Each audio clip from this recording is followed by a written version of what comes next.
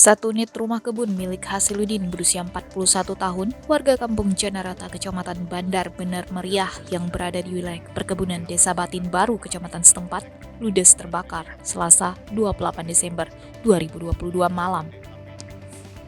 Kabid Kedaruratan dan Logistik BPBD Bener Meriah Anwar Sahdi mengatakan kebakaran itu awalnya diketahui oleh petugas yang sedang berjaga di Mapolsek Bandar.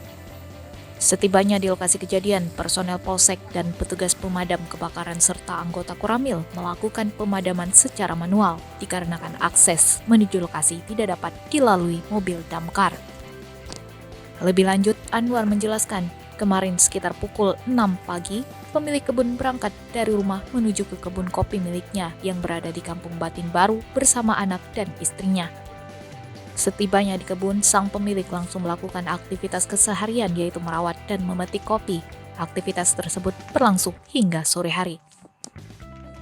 Lalu sekitar pukul 17 sore, pemilik kebun beristirahat sejenak di rumah kebun miliknya sambil menghidupkan api dengan kayu bakar untuk menghangatkan badan dan sekaligus menjemur pakaian yang basah di dekat api unggun.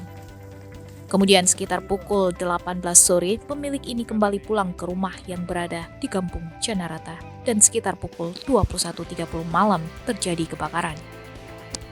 Adapun barang-barang yang turut terbakar pada kejadian itu diantaranya satu unit mesin babat, semprotan elektrik, mesin gergaji mesin, pom air atau sanyo dengan kerugian ditaksir mencapai 30 juta rupiah. Demikian laporan dari Khairul Nisak dari Bener Meriah untuk antiroaceh.com.